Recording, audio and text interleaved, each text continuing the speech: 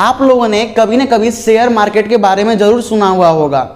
आपने लोगों को ये कहते हुए ज़रूर सुना हुआ होगा कि मैंने इस कंपनी का शेयर बाय किया और मुझे इतना प्रॉफिट हो गया।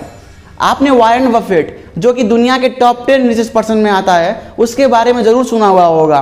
वो एक इन्वेस्टर है, बट वो कहाँ पर इन्वेस्ट करता है क्या आपने कभी सोचा है? वो शेयर मार्केट में इन्वेस्ट करता है। बट ये शेयर मार्केट है क्या? लोग किस तरीके से इससे पैसा कमाता है, क्या आपने कभी सोचा है?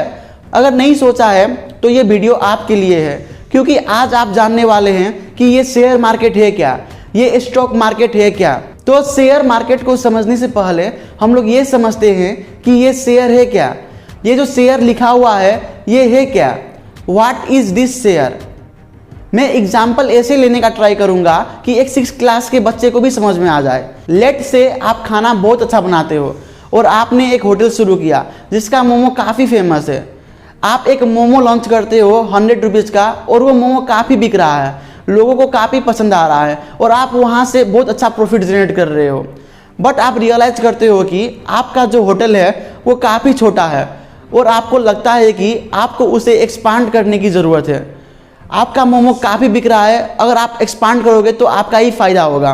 तो आपको प्लानिंग के लिए, डिस्कशंस के लिए कुछ लोगों की और ज़रूरत होती है, तो आप अपने साथ 3 लोग और इन्वॉल्व कर लेते हो और उसे आप अपना पार्टनर बना लेते हो।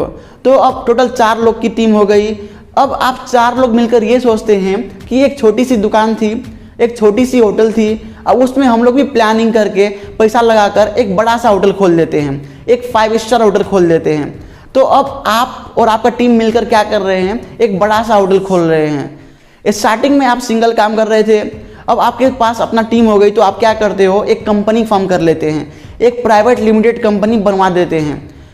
अब वो प्राइवेट लिमिटेड कंपनी दबा के प्रॉफिट जनरेट कर रही है, आपका मोमोज काफ़ी बिक रहे हैं और आपने मेनूज में और भी चीज़ें ऐड कर दी है। एग्जाम्पल के तौर पे आप 1 लाख रुपीज़ का प्रॉफिट जनरेट कर रहे हो। आपको लगता है कि आज आप 1 लाख रुपीज़ कमा रहे हैं, कल का 1 का 2 हो जाएगा। बट हम लोग ज़्यादा होटल खोल देते हैं, 10 होटल खोल देते हैं, तो 1 लाख रुपीज़ नहीं, सीधा 10 लाख रुपीज़ आएंगे। हमारे मोमोज काफ़ी अच्छे बिक रहे हैं। तो अब आप 10 होटल खोलना चाहते हैं, बट आपको रियलाइज होता है कि हमारे पास तो उतने पैसे हैं नहीं। तो आपको क्या चाहिए होती है, आपको चाहिए होती है फंडिंग। आप अपना होटल का बिजनेस प्लान लेकर डिफरेंट इन्वेस्टर के पास जाते हैं, आप डिफरेंट बैंक के पास जाते हैं, आप डिफरेंट होटल के पास जाते हैं, आप इवन गवर्नमेंट के पास भी जाते हैं। तो मान के चलते हैं उसमें से एक बैंक आपके होटल में इन्वेस्ट करने के लिए रेडी हो जाता है 1 करोड़ रुपीज़। तो आज कोई बैंक आपके होटल में 1 करोड़ रुपीज़ इन्वेस्ट कर रहा है, तो आपको उसके बदले में उसे कुछ देना पड़ेगा ना। तो आप उसे क्या दोगे, आप उसे अपने कंपनी का शेयर दोगे उसे। Are you getting me? ये शेयर एक टाइप का हिस्सेदारी है। अब वो भी इंसान आपका बिजनेस का एक पार्ट हो गया है। आपका बिजनेस में अगर प्रॉफिट होगा तो उसका भी प्रॉफिट होगा, आपका बिजनेस में अगर लॉस होगा तो उसका भी लॉस होगा। तो आप अपना कंपनी का शेयर उसे देते हो और आप उस पैसे से 10 ब्रांच खोल देते हैं। अब वो 10 ब्रांच से काफ़ी अच्छा इनकम आ रहा है, काफ़ी अच्छा प्रॉफिट हो रहा है और आप महीने का 10 लाख रुपीज़ प्रॉफिट जनरेट कर रहे हो। अब आपको लगता है कि हमें और एक्सपांड करनी चाहिए, आपको लगता है कि अब हमारे होटल पूरे नेपाल के अंदर होनी चाहिए और आप प्लान करते हो कि मिनिमम 75 ब्रांच खोलने के लिए 75 डिस्ट्रिक्ट के अंदर।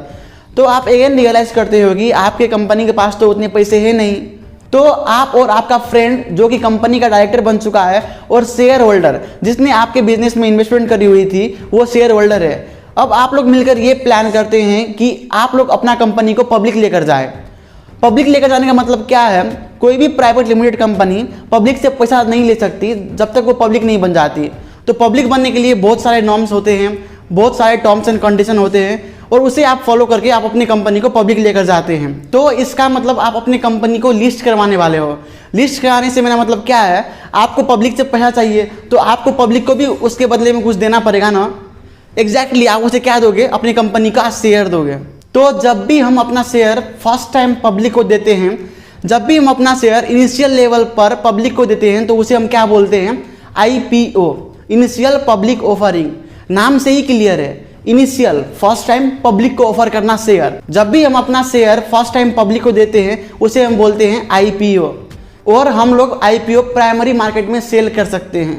तो IPO इश्यू होने के बाद, अलॉटमेंट प्रोसेस होने के बाद आपको अपना कंपनी को लिस्ट करवाना पड़ता है एक्सचेंज के ऊपर। ये स्टॉक एक्सचेंज है क्या? नाम से ही क्लियर है, स्टॉक का एक्सचेंज विथ मनी। आप अपना स्टॉक एक्सचेंज कर सकते हो मनी के साथ।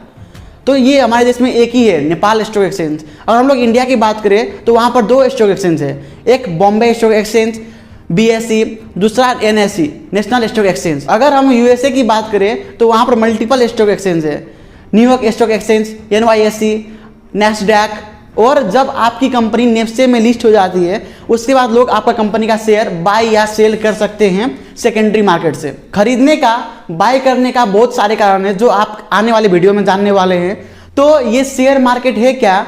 एक ऐसा मार्केट जहां पर कंपनी का शेयर बाय एंड सेल होता हो, ट्रेड होता हो। जैसे वेजिटेबल मार्केट होता है जहां पर वेजिटेबल बाय या सेल होता है, जैसे गोल्ड मार्केट होता है जहां पर आप गोल्ड बाय या सेल कर सकते हैं, उसी तरह से स्टॉक मार्केट होता है जहां पर आप कंपनी का शेयर बाय या सेल कर सकते हैं, ट्रेड कर सकते हैं। तो ये स्टॉक एक्सचेंज एक मार्केट है जहां पर आप कंपनी का शेयर बाय या सेल कर सकते हो। आर यू गेटिंग मी?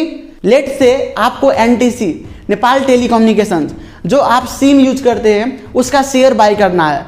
आपको लगता है कि NTC का बिजनेस प्लान बहुत अच्छा है और NTC बहुत सारे प्रॉफिट जनरेट कर रहा होगा, तो आप चाहते हो NTC में इन्वेस्ट करने के लिए। तो आप क्या करोगे? NTC में अपना रिचार्ज करोगे?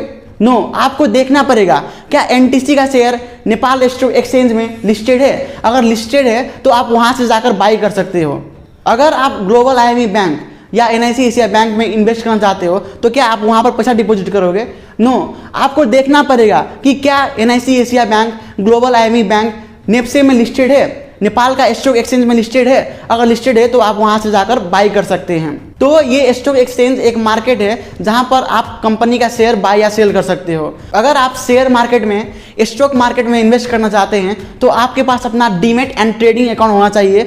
अगर आप demat account simple step follow करके बनवाना चाहते हैं तो आप इसी चैनल पर बने रहिए और आप इस वीडियो को शेयर करके आप बहुत सारे लोगों को गाइड कर सकते हो कि वो भी शेयर मार्केट को समझ सके। और आपको ये वीडियो अच्छी लगी और आप इसी तरह की वैल्यूएबल इन्फॉर्मेशन एंड लेसन सीखना चाहते हैं तो आप अभी कभी चैनल सब्सक्राइब कीजिए, बेल आइकन पर क्लिक कीजिए, फेसबुक पर देख रहे हैं तो फॉलो कीजिए।